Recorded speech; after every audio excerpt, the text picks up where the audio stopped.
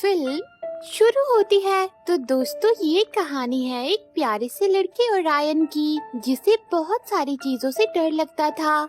जैसे कि ओरायन सैली को पसंद करता है पर वो उससे बात नहीं कर पाता। ओरायन को लगता है कि फ्लश करने से स्कूल में बाढ़ आ जाएगी। साथ ही ओरायन को टीचर के क्वेश्चन का आंसर पता है, पर वो डरता है कि कहीं मैं वास्को डिगामा की जगह गास्को डवामा या डास्को गवामा ना बोल दूं। इससे सब मुझ पर हंसेंगे। और बेचारा ओरायन रिची पनीची से भी बहुत डरता है और ये सारे डर ओरायन ने अपनी पर्सनल डायरी में लिख रखे हैं। पर आज बेचारा ओरायन बड़ी मुसीबत में पड़ जाता है जब टीचर उससे प्लानिटेरियम ट्रिप पर जाने के लिए उसके मॉम डैड का परमिशन लेटर मांगती है। तब ओरायन टीचर से झूठ कह देता है कि मेरे मॉम डैड वहाँ जाने के लिए परमिशन नहीं देंगे। लेकिन जैसे ही वो स्कूल से बाहर निकलता है तो सैली उससे उसके साथ प्लानिटेरियम ट्रिप पर बैठने को कहती है, तो ओरायन उससे कुछ भी नहीं कह पाता। पर ये सुन के ओरायन के होश उड़ गए थे, क्योंकि वो तो हमेशा से ही ये चाहता था, पर उसका डर उसे इस ट्रिप पर जाने की इजाजत नहीं दे रहा था। और जब ओरायन घर पहुंचता है तो वहाँ पर भी उसके मॉम डैड उससे उसी ट्रिप के बारे में बात करते हैं। वो उसे समझाते हैं कि नई चीजों को करने में डर लगता है, पर डरने में कोई बुराई नहीं है। डर तो सभी को लगता है, ये नॉर्मल है। हमें डर को हमारी खुशियों और फैसलों के बीच नहीं आने देना चाहिए। पर यहाँ पर भी ओरायन को मॉम डैड की सलाह बकवास लगती है। लेकिन अब बारी आती है ओरायन के सबसे बड़े डर की, जिससे तो मैं भी बहुत ज्यादा डरती हूँ। और क्या पता आप लोग भी उससे डरते होंगे। अगर हाँ तो ये आप मुझे कमेंट करके बता सकते हो। तो चलिए मिलते हैं ओरायन के सबसे बड़े डर अंधेरे से। ओरायन अंधेरे से इतना ज्यादा डरता है कि उसके डर की वजह से उसके मॉम डैड कई रातों से सही से सो नहीं पाए थे, जिस वजह से आज वो ओरायन से कह देते हैं कि बेटा आज तुम हमें डिस्टर्ब मत करना।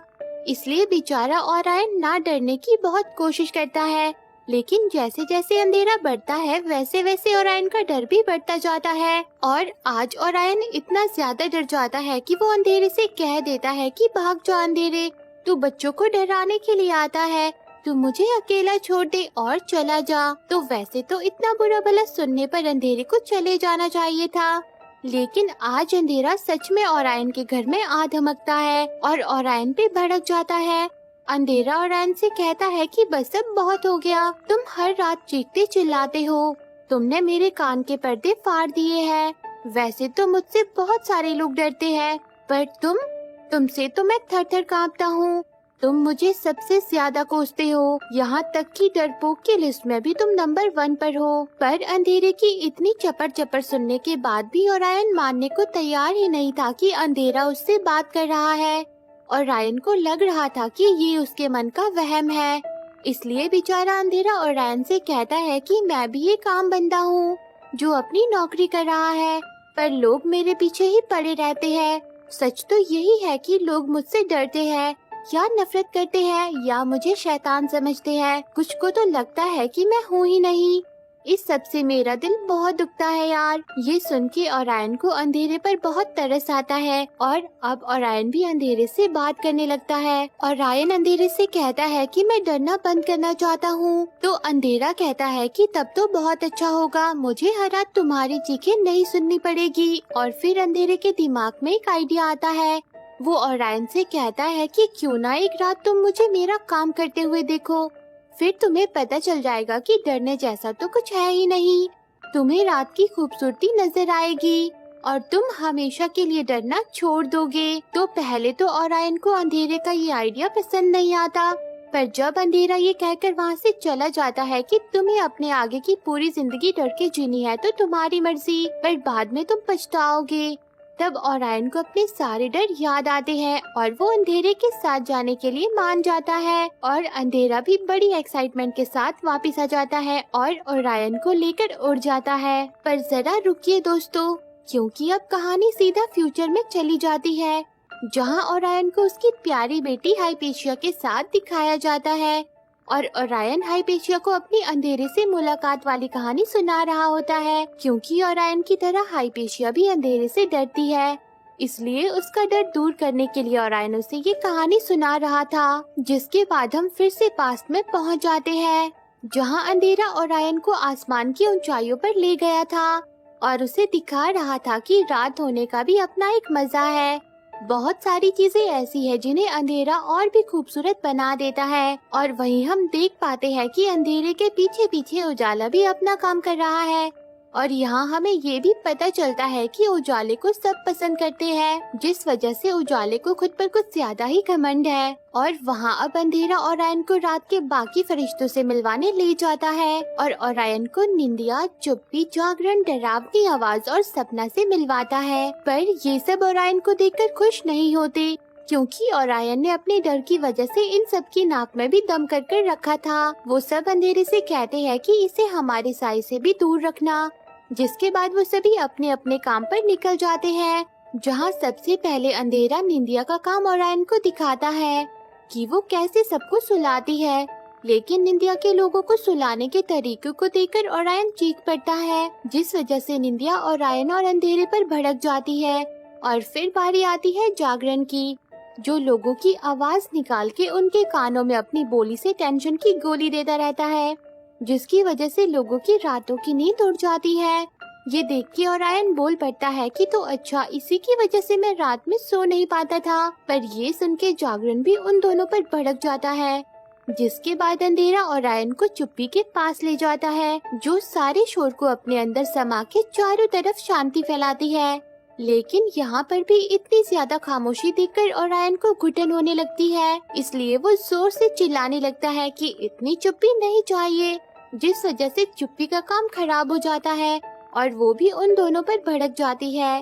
तो अब अंधेरा ओरायन को डरावनी आवाज के पास ले जाता है, पर जब ओरायन देखता है कि डरावनी आवाज बच्चों को डरा रही है, तो यहाँ पे भी वो गड़बड़ कर देता है, जिस वजह से डरावनी आवाज भी उन पे भड़क के वहाँ से चली जाती है। इसलिए अब अंधेरा ओरायन को सपना के सपनों की दुनिया में ले जाता है, जहाँ हम देख पाते हैं कि सपना लोगों को ऐसे सपने दिखाती है जिसमें इंसान वो सब कर पाता है जो भी वो चाहते हैं। पर यहाँ पर भी ओरायन गड़बड़ कर देता है, वो किसी और के सपने में था, जिस वजह से जो भी वो डरावनी चीजें सोच रहा था वो सच में सपने में हो रही थी, जिस वजह से सपना भी उन दोनों पर भड़क जाती है और उन दोनों को अपनी सपनों की दुनिया से बाहर ले आती है। पर अब इन सब चीजों से ओरायन और भी ज्यादा उदास हो गया था। ये देख के अंधेरा ओरायन को एहसास दिलाता है कि तुमने अपना डर दूर भगा दिया है। वो उससे पूछता है कि क्या तुम अब भी मुझसे डरते हो, जिस पर ओरायन को महसूस होता है कि नहीं, अब मैं तुमसे नहीं डरता, और वो बहुत ज्यादा खुश हो जाता है और अंधेरे के साथ रात के मजे लेने लगता है। और अब तो ओरायन बाकी रात के फरिश्तों की भी मदद करता है और उनका भी दोस्त बन जाता है, जिसके बाद वो सब एक छोटी सी टी ब्रेक के लिए रुकते हैं। लेकिन जब वो वहाँ से जा रहे थे तब उजाला भी वहाँ आ जाता है, जो अंधेरे से कहता है कि मैं 3 सेकंड में तुम तक पहुँच जाऊंगा, अगर तुम जीना चाहते हो तो यहाँ से निकल जाओ। ये सुन के अंधेरा गुस्से में ओरायन को लेकर आगे बढ़ जाता है और वो सभी अपना रात का जादू बिखेरना शुरू कर देते हैं। पर जब वो सब एक गांव में रुकते हैं तो वहाँ फिर से ओरायन को अंधेरे से डर लगने लगता है, जहाँ अंधेरा तो अपना काम करने के लिए अंधेरे घर के अंदर चला जाता है, पर ओरायन घर में जाने से डर रहा था, जिस पर बाकी के फरिश्ते उससे पूछते हैं कि अब तुम किससे डर रहे हो। तो ओरायन कहता है कि मुझे उजाला ज्यादा पसंद है, दिन का अपना ही एक मजा है जिसे तुम लोग मिस कर रहे हो। दिन में बहुत सारे रंग नजर आते हैं जिसे तुम लोग अंधेरे की वजह से एंजॉय नहीं कर पा रहे हो। वैसे तो मुझे अंधेरा पसंद है, वो दिल का बहुत अच्छा है, वो बेस्ट है, पर जब तक तुम उसके साथ हो तुम उजाले की रोशनी में दिखने वाली सारी खूबसूरत चीजों को मिस कर दोगे। पर यहाँ पर बेचारा अंधेरा भी ओरायन की बातें सुन लेता है और ओरायन से नाराज हो जाता है, जिस पर ओरायन अंधेरे से कहता है कि मेरे कहने का मतलब वो नहीं था, मुझे तुम सबसे ज्यादा पसंद हो, तुम तो मेरे दोस्त हो। ये सुन के अंधेरा ओरायन को बाकी सबसे भी यही बात कहने को कहता है कि तुम मुझे पसंद करते हो, ना कि उजाले को। इसलिए अब ओरायन बाकी फरिश्तों को बताने लगता है कि मुझे रात सबसे ज्यादा पसंद है। पर अब उसकी इन बातों का उन पर कोई असर नहीं होता, क्योंकि उन सब ने ठान लिया था कि हम उजाले की सुंदरता को महसूस करेंगे और खूबसूरत चीजों के मजे लेंगे, जिस वजह से वो सब अंधेरे का साथ छोड़ देते हैं और बैठ के उजाले का इंतजार करने लगते हैं। और बेचारा अंधेरा बिल्कुल अकेला हो जाता है।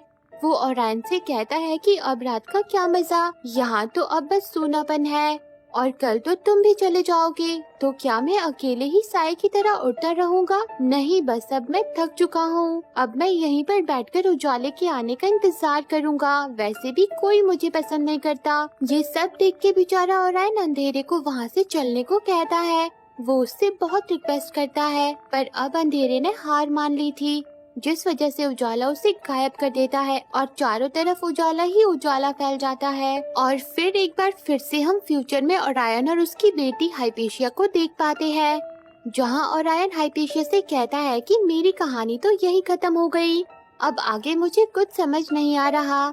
जिस पर हाइपेशिया कहती है कि डैडी एंडिंग तो बिल्कुल भी अच्छी नहीं है, क्यों ना अब मैं इसे पूरा करूं।